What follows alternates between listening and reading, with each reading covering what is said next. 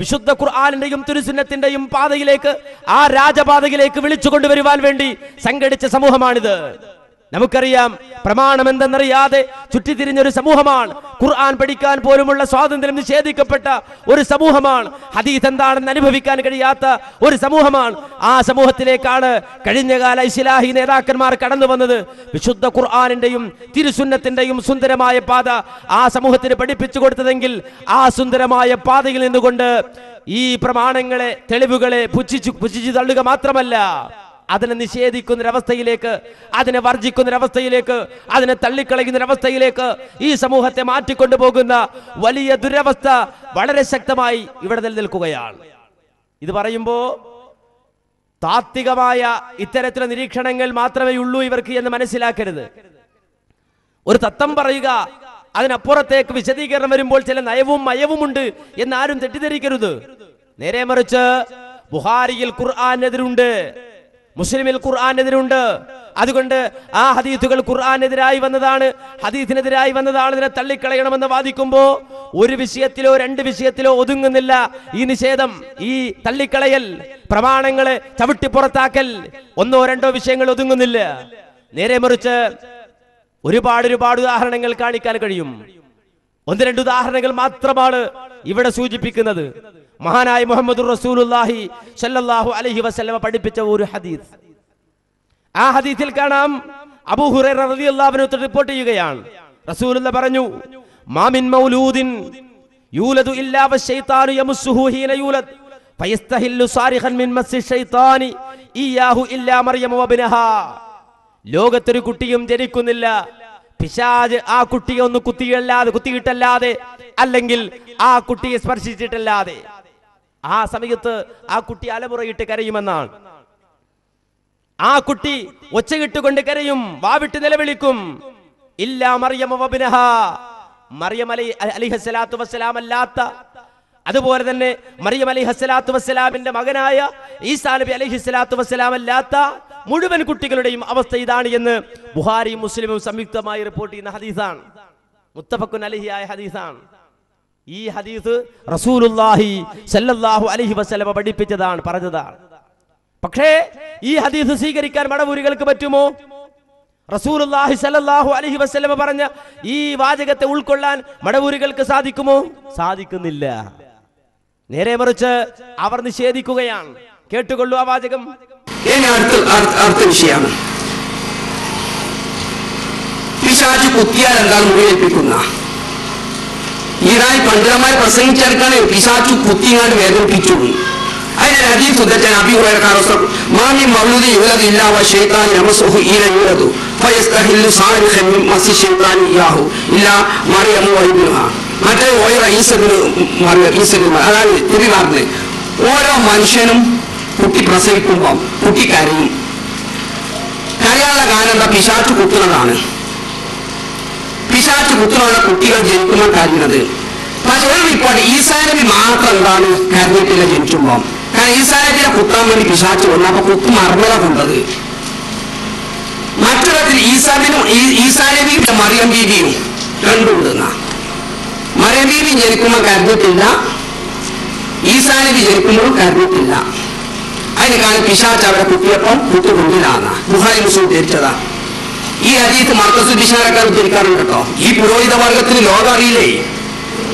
കാരണം ഈസാ നബിനെ ദൈവപുത്രനാണ് സ്ഥാപിക്കാൻ വേണ്ടി മർക്കസുൽ ബിശാറക്കാരുടെ ഗ്രന്ഥത്തിൽ പ്രധാനമായി ഉദ്ധരിക്കുന്ന സഹീഹ് ബുഖാരി മുസ്ലിം റിപ്പോർട്ടാ. കാരണം ബുഖാരി പറയുന്ന എല്ലാ നബിമാരും മുഹമ്മദ് അടക്കം ജനിക്കുമ്പോൾ പിശാച് കുത്തിയിട്ട് കരഞ്ഞിട്ടുണ്ട്. ഈസബിന് മറിയമിന് മാത്രം പിശാച് കുത്താൻ സാധിച്ചില്ല, അപ്പം അദ്ദേഹം ദൈവപുത്രനാവണ്ടേ എന്നാ ക്രൈസ്തവരുടെ പ്രധാന തെളിവുകളാണ്. അപ്പൊ ഇതിനെ കുറിച്ച് നമുക്ക് പറയാനുള്ള മറുപടി ഇതൊക്കെ കേക്കെ പ്രസംഗിച്ചതാണെന്ന് മനസ്സിലാക്കണം. ഈ പുരോഹിതന്മാരിന്ന് പ്രസംഗിച്ച് നടക്കുന്ന മുജാഹിദ് സ്റ്റേജുകൾ പ്രസംഗിച്ച് നടക്കുന്ന വിഷയങ്ങളെ മനസ്സിലാക്കേണ്ടി നിങ്ങൾ എന്ത് ഗൗരവത്തിക്കുന്ന അറിയുന്നത്. പക്ഷേ ഞാൻ സുഖമില്ലാതെ കിടക്കുക, വെള്ളം വയ്യ, എന്നിട്ട് ഈ ബാഗ് വെച്ച് ഇറങ്ങുമ്പോൾ ഞങ്ങൾ ഗീതിച്ച് ഈ ഖുറാഫിനെ എതിർക്കാനാണ് ഞങ്ങളിങ്ങനെ ബാഗ് വെച്ച് ഇറങ്ങാറുള്ളത്. ഇപ്പം ഈ സമുദായത്തിൽപ്പെട്ട മുജാഹിദുകൾക്ക് തന്നെ എതിരെ പ്രസംഗിക്കാൻ ഈ ഗതികേട് നമുക്ക് വന്നല്ലോ എന്ന് വിചാരിക്കുക. കണ്ടോ, വല്ലാത്തൊരു ഗതികേട്. മുജാഹിദുകൾക്കെതിരെ പ്രസംഗിക്കേണ്ടി വരിക എന്നുള്ളത് വല്ലാത്തൊരു ഗതികേട് തന്നെയാണ്. ഇദ്ദേഹത്തിന്റെ പരാതി എന്താ? ഇത് ഇമാം ബുഖാരി മുസ്ലിം ഉദ്ധരിക്കുന്ന ഹദീസാണ്. അത് മുജാഹിദ് സ്റ്റേജിൽ പ്രസംഗിക്കുകയാണ്. പിന്നെ ഞങ്ങൾ എന്ത് പറയണം? രാമായണം പറയണോ? അതല്ല മറ്റേന്തെങ്കിലും പ്രസംഗിക്കണോ? മുജാഹിദ് പ്രസ്ഥാനത്തിൽ പ്രസംഗിക്കാനുള്ളത്, പറയാനുള്ളത് അത് ഖുർആനാണ്, സുന്നത്താണ്, ഹദീസാണ്. എന്നാൽ വളരെ വ്യക്തമായി മനസ്സിലാക്കണം, ഈ ഹദീസ് ഉദ്ധരിച്ചാൽ അത് മർക്കസുൽ ബിശാറക്കാര് തെളിവായി ഉദ്ധരിക്കും. പുരോഹിതന്മാർക്ക് കാലം തിരിയില്ലേ? മർക്കസുൽ ബിശാറക്കാര് തെളിവായി ഉദ്ധരിക്കുന്ന ഹദീസാണ്. മറിയം അലൈഹിസ്സലാത്തു വസ്സലാമും ഈസാ നബിയും ദൈവപുത്രനാണ് തെളിവായി ഉദ്ധരിക്കുന്നതാണ് എന്നാ. ഖുർആനിന് എത്ര ആയത്ത് ഉദ്ധരിക്കുന്നുണ്ട്?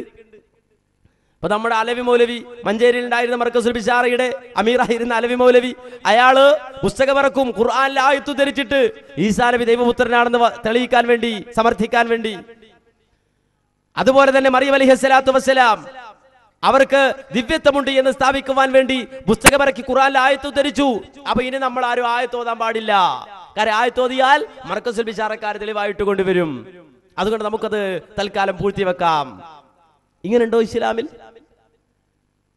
അങ്ങനെ മർക്കസുൽ ബിശാറക്കാർ ആരെങ്കിലും ഏതെങ്കിലും തരത്തിൽ ആയത്തുകളെയോ ഹദീത്തുകളെയോ ദുർവ്യാഖ്യാനിക്കുന്നുവെങ്കിൽ അതിന് മറുപടി പറയാൻ നമുക്ക് സാധിക്കും. നിങ്ങൾ ഉദ്ദേശിക്കുന്ന അർത്ഥമല്ലത്, നിങ്ങളുടെ വിശദീകരണമല്ലത്, അല്ലെങ്കിൽ അത് ഈസാ നബി ദൈവപുത്രനാണ് എന്നതിന് തെളിവല്ലാത് എന്ന് സമർത്ഥിക്കുവാൻ, വ്യക്തമായി തെളിയിക്കുവാൻ നമുക്ക് സാധിക്കും. എന്നാൽ മർക്കസുൽ ബിശാറക്കാർ ഉദ്ധരിക്കുന്ന ഹദീസാണിത്. ഇവർക്ക് ലോകം തിരിയില്ല, മുജാഹിദീൻ പ്രസംഗിച്ച് നടക്കുകയാണ്, അതിന് ഞങ്ങൾ മറുപടി പറയേണ്ടി വരികയാണ് എന്ന രൂപത്തിലാണ് നമ്മുടെ ഒരു മടവൂരി നേതാവ് സംസാരിക്കുന്നത്. എന്നിട്ട് അദ്ദേഹം പിന്നെ പറയും, നോക്കൂ, വളരെ ശ്രദ്ധിക്കണം നിങ്ങൾ. എന്താന്ന് ചോദിച്ചാൽ മുത്തഫഖുൻ അലൈഹിയായ ഹദീസാണ്. ആ ഹദീസിനെ കുറിച്ച് പിന്നെ അദ്ദേഹം പറയുന്നത്, ഇനി സഹീഹാണെന്ന് വെച്ചാൽ തന്നെ, ഈ ബുഖാരിയും മുസ്ലിമും സംയുക്തമായി റിപ്പോർട്ട് ചെയ്ത ഈ ഹദീസ് സഹീഹാണെന്ന് വെച്ചാൽ തന്നെ എന്ന് പറഞ്ഞുകൊണ്ടാണ് ഇനി അദ്ദേഹം തുടങ്ങുന്നത്. കേട്ടോളൂ. അതായത് കുട്ടികൾ പ്രസവിക്കുമ്പോൾ കരയാനുള്ള കാരണം ശാസ്ത്രം ശരിക്കും നിർവഹിച്ചിട്ടുണ്ട്. ശാസ്ത്രം പറയുന്നത് കുട്ടികൾ പ്രസവിക്കുന്ന കാര്യങ്ങളെന്ന് അത് 2-3 കാരണം. ഒന്ന്, നമ്മൾ മാതാവിന്റെ ഗർഭപാത്രം സ്ഥിതി ചെയ്യുമ്പോൾ നമ്മുടെ ഈ വായ മൂക്കൊക്കെ ശൂന്യമായിട്ട് കിടക്കുക, വായുല്ല. പുറത്തേക്ക് വരുന്ന സമയത്ത് വായു അടിച്ചു കയറുകയാണ് വായിലേക്കും മൂക്കിലേക്കൊക്കെ. പിന്നെ കണ്ണിലേക്ക് പ്രകാശം ഉണ്ടാകുകയാണ്, അനുഭവപ്പെടുകയാണ്. ഈ കാരണത്താൽ കുട്ടി കരിയാണ് എന്നാ. അപ്പൊ അതൊരു ശല്യാണ്. അപ്പൊ ആ ശല്യത്തെ എന്താണ് പിശാച് കുട്ടിനോട് ഉപമിച്ച് അതിന് 100 കണക്കിന് സംഭവം ഖുർആനിലെ ഹദീസ് തമ്മാടികളെ ശൈത്താൻ പ്രയോഗിച്ചതൊക്കെ എത്ര സംഭവം ഉണ്ട്. റൂസുന്നൊക്കെ റൂസ് ഷയാത്തി എന്ന് പറഞ്ഞ് അവിടെ ഭൂരിപക്ഷം മുഫസ്സിർ ചില ചെടിയാണ് എന്നാ. റൂസ് ഷയാത്തി എന്നാണ് ഭൂരിപക്ഷം മുഫസ്സിരിങ്ങൾ. അതിലൊരു കൂട്ടരെ തരം സർപ്പാണെന്ന ശൈത്താൻ ഉദ്ദേശിച്ചത്. അതിനെ ശൈത്താൻ ഖുർആൻ പ്രയോഗിച്ചത്. അങ്ങനെ എത്രയോ സ്ഥലത്ത് പലതിനും തമ്മാടികൾക്ക് ഖുർആൻ പ്രയോഗിച്ചിട്ടുണ്ട് ശൈത്താനുള്ളത്. അതുപോലെ പ്രയോഗമാണ് എന്നർത്ഥം. മറിയം ബീബി അലൈഹി ഇസ്ലാമിനും പിന്നെന്താണ് ഈസാ നബിക്കും എന്താണ് ആ ശല്യം അള്ള ചെയ്തിച്ചില്ല എന്നർത്ഥം. അതുകൊണ്ട് കാര്യത്തില്ല, അത് പിശാചിലേക്ക് ചേർത്തിയത് മാത്രമേ ഉള്ളൂ. ഇത് സംഭവം എന്താണ്? സഹിയാണെങ്കിൽ തന്നെ, അത് സഹിയാണെങ്കിൽ തന്നെ. ഈ അടുത്ത സമയത്ത് ഒരാൾ ഒരു തമാശ പറയുണ്ടായി. നടന്ന ഒരു യാഥാർത്ഥ്യം എന്താന്ന് വെച്ചാല്, ഒരു മടവൂര് മുസ്ലിയാര് ഒരു വിഷയത്തിൽ അഭിപ്രായ വ്യത്യാസം പറഞ്ഞു. അപ്പൊ ഈ സുഹൃത്ത് പറഞ്ഞു, അല്ല അത് ഹദീസുണ്ട്, വളരെ വ്യക്തമായ ഹദീസുണ്ട്, ഇമാം ബുഖാരി ധരിക്കുന്ന ഹദീസാണ്. അപ്പൊ ഈ മടവൂരി പറയാണ്, എങ്കിൽ ആ ഹദീസ് എടുത്തോണ്ട് വാ, കൊണ്ടുവാ, എഴുതിക്കൊണ്ടുവരാൻ പറഞ്ഞു. അങ്ങനെ എഴുതിക്കൊണ്ട് കൊടുത്തു. ബുഖാരി ധരിക്കുന്ന ഹദീസാ. ആ ഹദീസ് നോക്കിയിട്ട് അദ്ദേഹം പറയാ മറുപടി, ഞാൻ ഇതിന്റെ സനദൊന്ന് പരിശോധിക്കട്ടെ. ബുഖാരി ഉദ്ധരിച്ച ഹദീസിന്റെ സനദ് പരിശോധിക്കാൻ പോണ സാധു, ഞാൻ സനദൊന്ന് പരിശോധിച്ചിട്ട് പറയാന്ന്. ഇതുപോലെയാണ് നമ്മുടെ സലാസുൽ നബി പറയുന്നത്, സഹീഹാണെങ്കിൽ തന്നെ എന്തെടുക്കണം? ഈ രൂപത്തിൽ വായു ഇടിച്ചു കയറുന്നതാണെന്ന് വ്യാഖ്യാനിക്കണം. അപ്പോൾ റസൂലുള്ളാഹി പറഞ്ഞ നേർക്കരെ സ്വീകരിക്കാൻ പറ്റില്ല. വായു ഇടിച്ചു കയറുന്നതാണ് എന്ന് സ്വീകരിച്ചാൽ സഹീഹാക്കി നമുക്ക് തൽക്കാലം കൊണ്ടു നടക്കാം. അപ്പോ മറിയം ബീവിക്ക് വായു കയറിയില്ലേ? ഈസാ നബിക്ക് വായു ഇടിച്ചു കയറിയില്ലേ എന്ന ചോദ്യമുണ്ട്. അങ്ങനെ വായു കയറിയില്ല എന്ന് പറഞ്ഞാൽ ശ്വസിക്കാതെ അവർ ജീവിച്ചോ?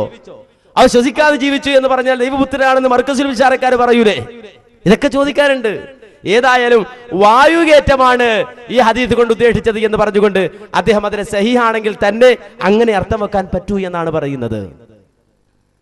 എന്നാൽ ഇത് പറഞ്ഞിട്ട് വേറൊരാൾ പറയുന്നതോ, ഇത് കേട്ട് പഠിച്ചിട്ട് വേറൊരാൾ പ്രസംഗിക്കുന്നതോ, അദ്ദേഹം പറയുന്നത് നിങ്ങൾ മനസ്സിലാക്കണം, ഇസ്ലാഹിന്റെയും സലഫി സമൂഹത്തിന്റെയും പേര് പറഞ്ഞുകൊണ്ട് സമൂഹത്തിൽ ഇസ്ലാമിക വിരുദ്ധമായ ആശയങ്ങൾ പ്രചരിപ്പിക്കുന്ന രൂപമാണ് നമ്മൾ കാണുന്നത്.